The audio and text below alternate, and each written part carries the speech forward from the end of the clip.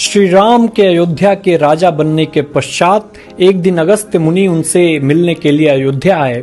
वार्तालाप करते हुए लंका युद्ध का प्रसंग छिड़ गया। राम ने उन्हें बताया कि किस तरह उन्होंने रावण और कुंभकर्ण जैसे असुरों का वध किया। उन्होंने अगस्त्य मुनि को लक्ष्मण की वीरता के बारे में बताते हुए कहा कि लक्ष्मण ने भी इंद्रजीत और अतिकाय जैसे शक्तिशाली असुरों का वध किया। ये सुनकर अगस्त्य मुनि ने श्री राम से कहा कि भले ही रावण और कुंभकर्ण महान योद्धा थे, परंतु लक्ष्मण ने इंद्रजीत का वध किया, इसलिए वे सबसे बड़े योद्धा हुए। अपने भाई की वीरता की प्रशंसा सुनकर श्री राम अत्यंत प्रसन्न हुए और उत्सुकता से उन्होंने अगस्त्य मुनि से पूछा, इंद्रजीत का वध रावण वध से अधिक कठिन कैसे था? श्री राम की उत्सुकता को शांत करने के लिए अगस्त्य मुनि ने श्री राम को बताया कि इंद्रजीत को वरदान था कि उसका वध वही कर सकता था जो 14 वर्षों तक सोया न हो, जिसने 14 वर्ष किसी स्त्री का मुख न देखा हो और न ही 14 वर्ष भोजन ग्रहण किया हो। ये सुनकर श्री राम बोले, वनवास के समय मैं नियमित रूप से लक्ष्मण को उनके हिस्से के फल फूल देता रहा हूँ। मैं सीता के साथ एक कुटी में रहता था, बगल की कुटी में लक्ष्मण थे, फिर सीता का मुख भी न देखा हो और 14 वर्षों तक सोए न हो, ऐसा कैसे संभव है? अगस्त्य मुनि श्री राम की बात सुनकर मुस्कुराए और कहा, क्यों न लक्ष्मण जी से पूछा जाए। अपने प्रश्नों के उत्तर जानने के लिए श्री राम ने लक्ष्मण जी को बुलाया और कहा कि हम तीनों 14 वर्षों तक साथ रहे, फिर तुमने सीता का मुख कैसे नहीं देखा? फल दिए गए फिर भी अनाहारी कैसे रहे और 14 वर्षों तक बिना सोए कैसे रहे?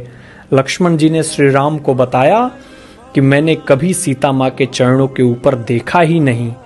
आपको स्मरण होगा जब सुग्रीव ने हमें सीता माँ के आभूषण दिखाकर पहचानने के लिए कहा, तो मैं उनके पैरों के आभूषण के सिवाय कोई और आभूषण नहीं पहचान पाया था।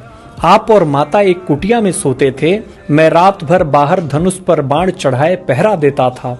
जब निद्रा ने मुझ पर नियंत्रण लाने का प्रयत्न किया तो मैंने निद्रा को अपने बाणों से वेध दिया था। तब निद्रा ने हार कर स्वीकार किया कि वो 14 वर्ष तक मुझे स्पर्श नहीं करेगी, परंतु जब श्री राम का अयोध्या में राज्याभिषेक हो रहा होगा और मैं उनके पीछे सेवक की तरह छत्र लिए खड़ा रहूंगा, तब मुझे आकर घेरेगी। आपको याद होगा राज्याभिषेक के समय मेरे हाथ से छत्र गिर गया था। मैं जो फल फूल लाता था, आप उसके 3 भाग करते थे। एक भाग देकर आप मुझसे कहते थे, लक्ष्मण फल रख लो। आपने कभी फल खाने के लिए नहीं कहा। फिर बिना आपकी आज्ञा के मैं उसे कैसे खाता? मैंने उन्हें संभाल कर रख दिया और वो अभी भी उसी कुटिया में रखे होंगे। श्री राम के कहने पर लक्ष्मण जी चित्रकूट की कुटिया में से उन सभी फलों को टोकरे में रखकर ले आए और दरबार में रख दिया। जब फलों की गिनती शुरू हुई तब उसमें देखा कि 7 दिन के हिस्से के फल नहीं थे। उन 7 दिनों के हिस्से के फलों के बारे में लक्ष्मण जी ने बताया कि उन 7 दिनों में फल आए ही नहीं थे। वो इस प्रकार है, जिस दिन हमें पिताश्री के स्वर्गवासी होने की सूचना मिली, हम निराहारी रहे। जिस दिन रावण ने सीता माता का हरण किया, उस दिन फल लाने कौन जाता? जिस दिन समुद्र की साधना कर आप उससे राह मांग रहे थे, जिस दिन आप इंद्रजीत के नागपाश में बंधकर दिन भर अचेत रहे, जिस दिन इंद्रजीत ने मायावी सीता को क्षति पहुंचाई थी, हम शोक में रहे। जिस दिन रावण ने मुझे शक्ति मारी और जिस दिन आपने रावण वध किया, इन 7 दिनों हमने भोजन नहीं किया।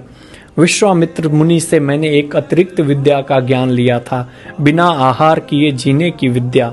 उसके प्रयोग से मैं 14 साल तक अपनी भूख को नियंत्रित कर सका, जिससे इंद्रजीत मारा गया। भगवान श्री राम ने लक्ष्मण की तपस्या के बारे में सुनकर उन्हें हृदय से लगा लिया। जय श्री राम।